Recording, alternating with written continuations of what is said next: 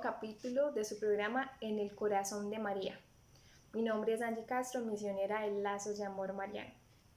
Vamos a iniciar este programa con una oración pidiendo la presencia del Espíritu Santo para que abra nuestro corazón, ilumine nuestro entendimiento. En nombre del Padre, del Hijo y del Espíritu Santo.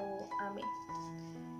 Primero que todo damos gracias, gloria y alabanza a Dios por este apostolado, por permitirnos estar aquí, y pedimos la presencia del Espíritu Santo para que Él guíe este programa, para que Él sea el que guíe mis palabras y cada uno de lo que se comparta en este día que he grabado en nuestros corazones para la conversión de nuestras almas. Ven, Espíritu Santo, ven por medio de la poderosa intercesión del Inmaculado Corazón de María, tu amadísima esposa. Ven, Espíritu Santo, ven por medio de la poderosa intercesión del Inmaculado Corazón de María, tu amadísima esposa. Ven, Espíritu Santo, ven por medio de la poderosa intercesión del Inmaculado Corazón de María, tu amadísima esposa. Amén. Gloria al Padre, al Hijo y al Espíritu Santo, como era en el principio, ahora y siempre, por los siglos de los siglos. Amén. En nombre del Padre, del Hijo y del Espíritu Santo. Amén.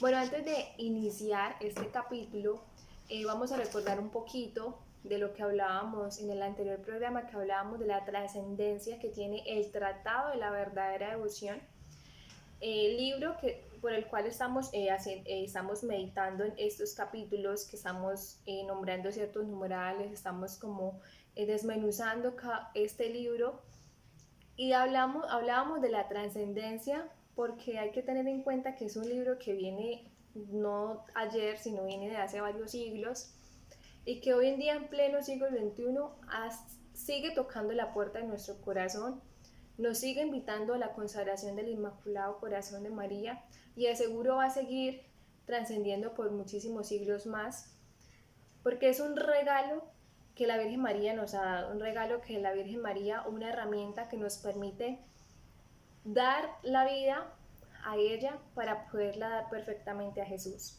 Entonces los invito, si no han visto el programa, que lo vean, que vean todos el resto de los anteriores capítulos del programa En el Corazón de María.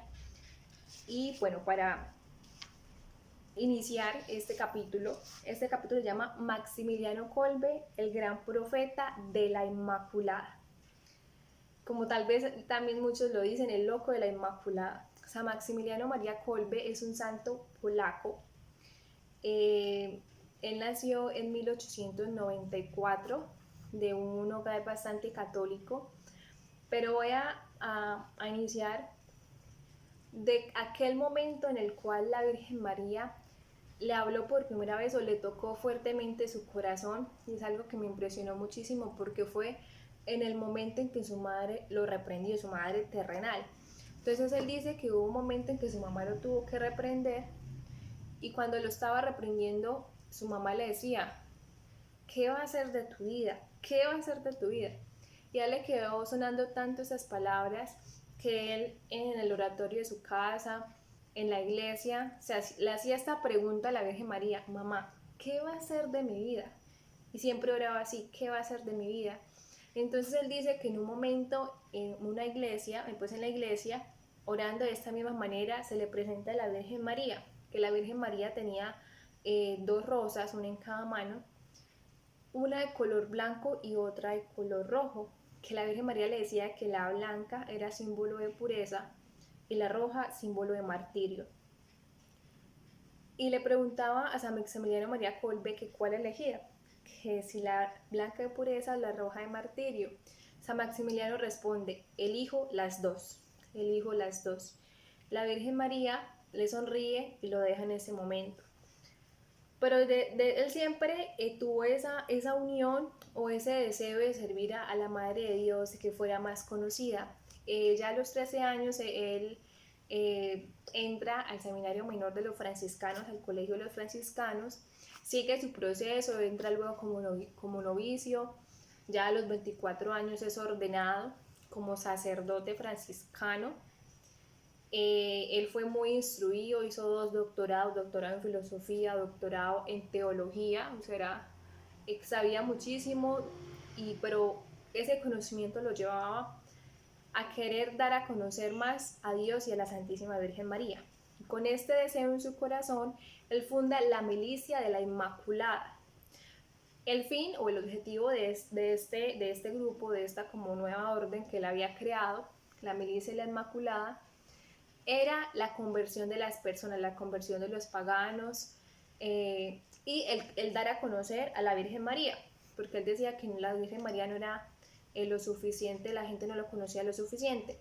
Entonces él empieza esa milicia y en oración se dan cuenta que deben hacer de que la gente de llevar a la Virgen María a cada una de las casas, de cómo van a llevar a la Virgen María en cada una de las casas. Entonces ahí nace otra nueva idea, otro nuevo apostolado, que es la revista de la Inmaculada, la revista de la Inmaculada. Y de esa manera podía llegar la palabra de Dios y el mensaje de la Virgen María a cada una de las casas de el área donde él vivía. Entonces, efectivamente se dio esa revista, la revista tuvo muchísimas publicaciones y algo muy lindo que le decía a la gente que le colaboraba con la imprenta era que él no buscaba millones de publicaciones, sino él quería que fueran millones de conversiones, que el objetivo era siempre la conversión, que no era el vender muchas revistas, sino la conversión, que realmente les llegara al corazón. Entonces por eso siempre decía que la revista debía contener oración, debía contener meditación y mensajes que llevara la conversión a la gente. Entonces hubo algo que él al principio le costó mucho, que fue cómo hacía de que creciera este proyecto. Y fue algo muy lindo porque se dice que en una de las publicaciones se publicó, valga la redundancia, se publicó el trabajo de la imprenta. Entonces se publicó imágenes, fotos, fotografías de los novicios, de las religiosas, de los sacerdotes trabajando por esta obra tan bonita. Y la gente le impactó tanto ver a las monjitas, a los sacerdotes trabajando en esto, que cada vez querían conocer más de la revista, querían comprarla cada vez más. Fue tan famosa esta revista que no solamente llegó a Polonia, sino también llegó a Japón. Llegó a Japón también esta revista, también fue muy famosa allí. Y como les decía, el fin de este apostolado de la Milicia de la Inmaculada, de la revista de la Inmaculada, que fundó San Maximiliano, era también el dar a conocer a la Santísima Virgen María.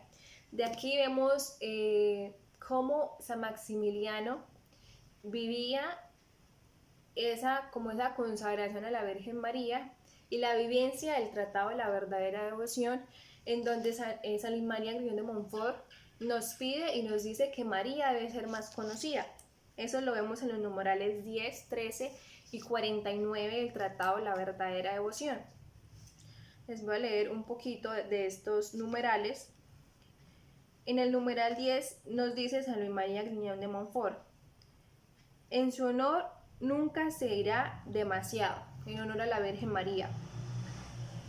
En el numeral 13 nos dice: el reinado de Jesucristo y el conocimiento y aprecio de su persona deben llegar, y el conocimiento, el aprecio y el reinado de la Virgen Santísima, que es la que lo trajo al mundo, harán que se apresure y llegue más pronto el reinado de su divino Hijo.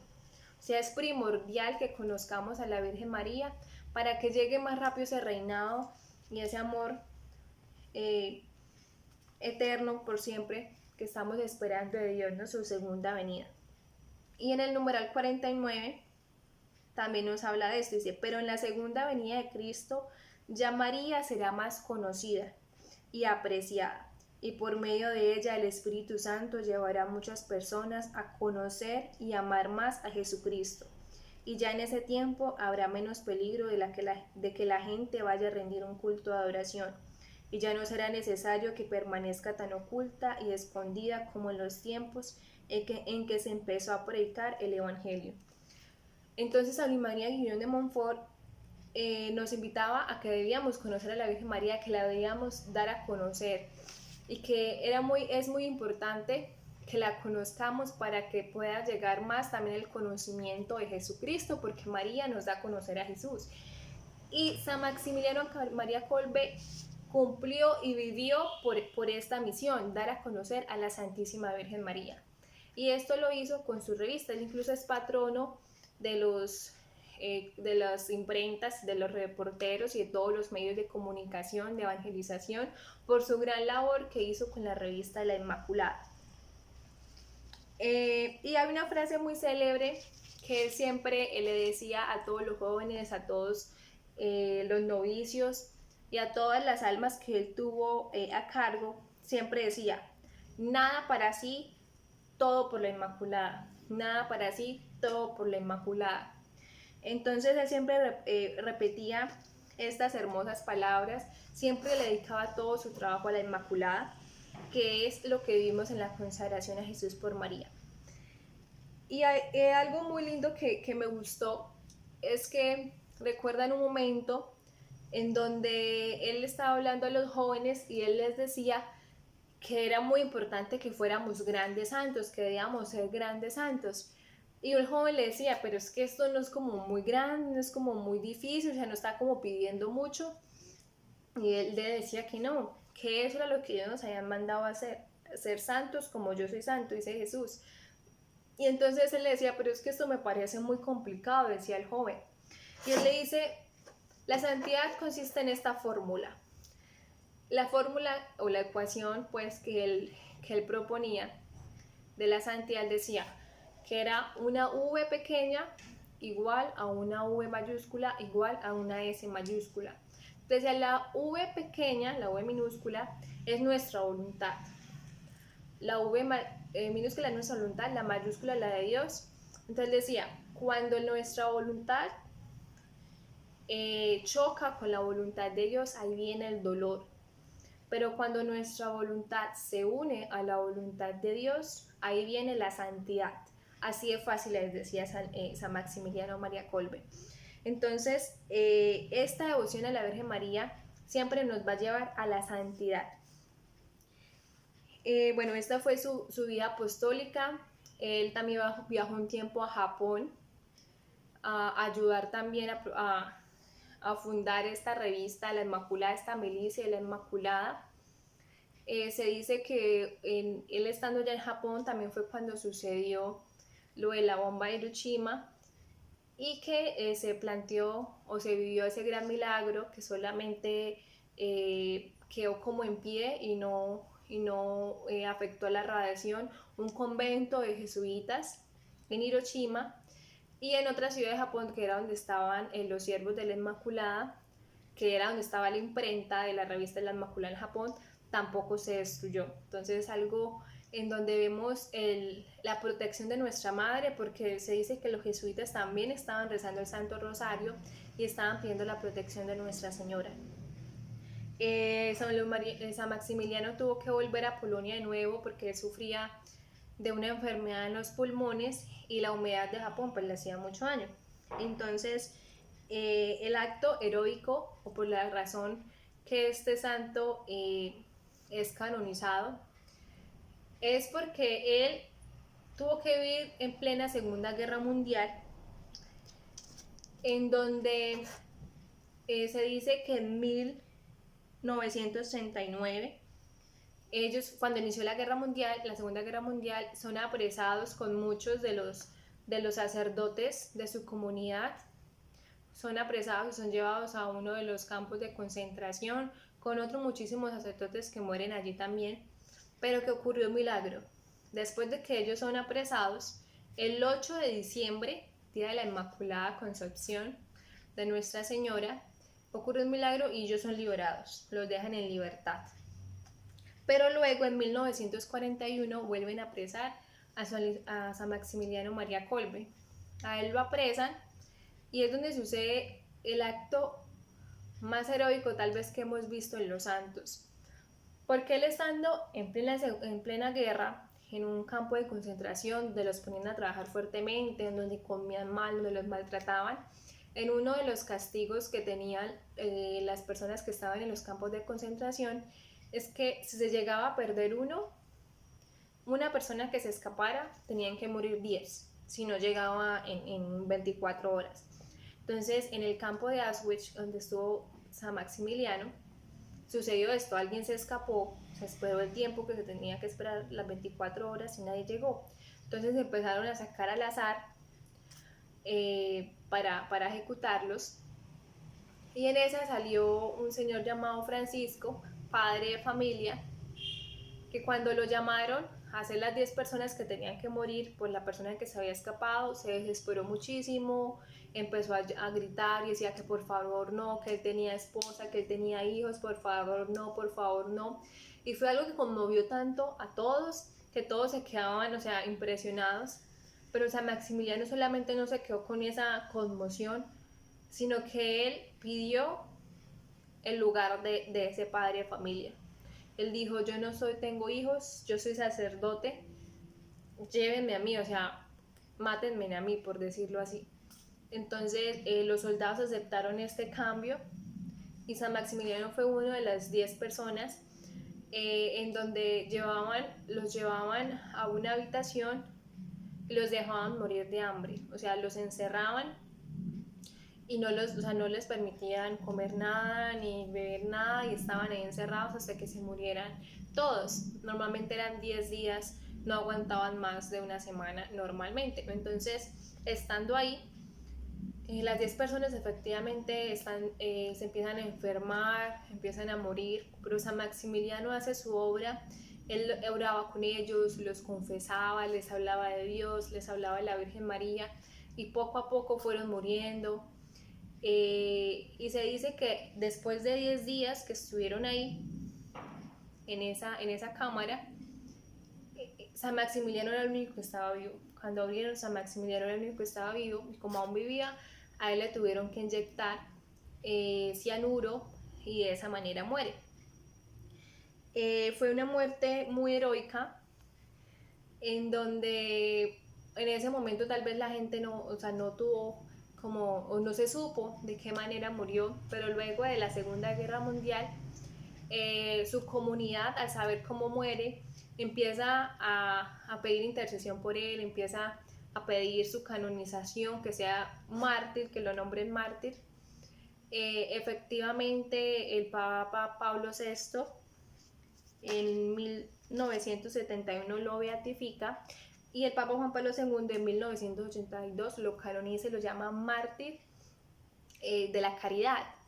No lo llaman mártir como de pronto los santos que murieron en persecuciones cristianas y todo esto, pero sí lo canonizan, y el Papa Juan Pablo II lo llama de esta hermosa manera, mártir de la caridad, porque él murió por amor y cumplió a cabalidad las palabras de Dios que nos dice el evangelista Juan, que es: no hay amor más grande que dar la vida por los amigos. Y eso hizo este santo. El loco por la Inmaculada, como lo llamaban. Les quiero compartir algo muy lindo que él profetizó, o que él les dijo a sus novicios, porque él también era profesor, que él anunció esto y les dijo de esta manera, antes de que sucediera la guerra, antes que los secuestraran, antes que iniciara la guerra en 1938. Entonces él les dijo: hijos míos, sepan que un atroz conflicto se avecina. No sabemos cuáles serán las etapas, pero para nosotros en Polonia, hoy podríamos decir para nosotros en el mundo, cada uno de nuestros países, hay que esperar lo peor. En los primeros 3 siglos de historia la Iglesia fue perseguida. La sangre de los mártires hacía germinar el cristianismo. Cuando más tarde la persecución terminó, un padre de la Iglesia comenzó a deplorar la mediocridad de los fieles y no vio con malos ojos la vuelta a las persecuciones. Debemos alegrarnos de lo que va a suceder, porque en las pruebas nuestro celo será más ardiente. Eso es impresionante. En las pruebas nuestro celo será más ardiente. ¿Y qué? ¿No estamos acaso en las manos de la Virgen? ¿Nuestro ideal no es también dar la vida por ella? Se vive una sola vez, se muere una sola vez. Vida y muerte, pero como gustan a ella. Dice también, otra cosa que también los invitaba, decía: trabajar, sufrir y morir caballerescamente y no como un burgués en la propia cama. He ahí recibir una vela en la cabeza para sellar el propio amor a la Inmaculada, derramar valientemente la sangre hasta la última gota, para acelerar la conquista de todo el mundo para ella. Les deseo a ustedes y me deseo a mí mismo. Siempre deseado y realmente era ese caballero de la Virgen María que estaba en su milicia. Por eso lo llaman el loco de la Inmaculada, porque él quería que se conociera la Virgen María, quería trabajar para ella.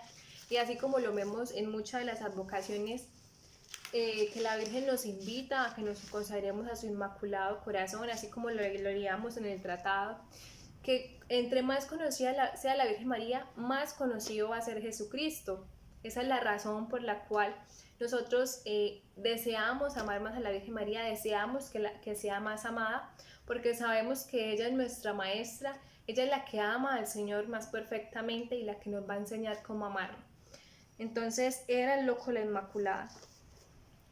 Y otra cosa, en una de sus tantas frases que hablaba, hay una que es muy linda y dice así: la Inmaculada, ese es nuestro ideal, acercarse a ella y asemejarse a ella, dejar que ella domine nuestro corazón y todo nuestro ser, que ella viva y obre en nosotros y por nosotros, y que ella ame a Dios con nuestro corazón, para pertenecer totalmente a ella sin condiciones. Ese es nuestro ideal. Me parece muy lindo, pertenecer totalmente a ella sin condiciones. Esa es la consagración a Jesús por María, esa es la consagración que nos invita en el Tratado de la Verdadera Devoción San Luis María Griñón de Montfort, que renunciemos a nuestra voluntad y que ya sea María, que sea en nosotros el Espíritu María, que es el mismo Espíritu de Dios, actuando para realmente ella, que es como la moldedioses, también lo dice San Luis María Griñón de Montfort en el tratado, la moldedioses, que sea ella la que nos moldee realmente para la eternidad. Y eso también en el numeral 258 nos habla de esa imitación a la Virgen María, de esa imitación de tres virtudes principales, dice San Luis María Griñón de Montfort: en la fe de María, en la humildad de María y en la pureza de María. Nos invita a imitar sus virtudes, a imitarla en todo momento, en pensar cómo lo haría María, esa imitación del cumplimiento de la voluntad de Dios. Entonces vemos cómo este santo loco de la Inmaculada vio a cabalidad la consagración a la Virgen María, la dio a conocer, la promulgó por todo el mundo, y la invitación que él nos quiere hacer es que nosotros nos dejemos enamorar por ella. Que te invito que si no eres consagrado a la Virgen María, inicies un proceso de consagración para que podamos cumplir la voluntad de Dios, para que podamos unir nuestro corazón verdaderamente al corazón de Dios por medio de nuestra Madre, porque con ella lo vamos a conocer más a Él, lo vamos a amar más a Él, que es nuestra meta como bautizados, la santidad, llegar al cielo.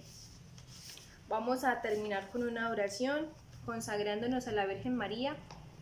Vamos a hacer una consagración, una oración escrita por San Maximiliano María Kolbe para consagrarnos cada uno de nosotros al corazón de María.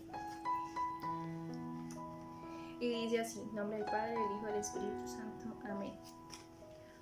Oh Inmaculada, Reina del cielo y de la tierra, refugio de los pecadores, y Madre nuestra muy amada, a quien Dios ha constituido causa de toda misericordia.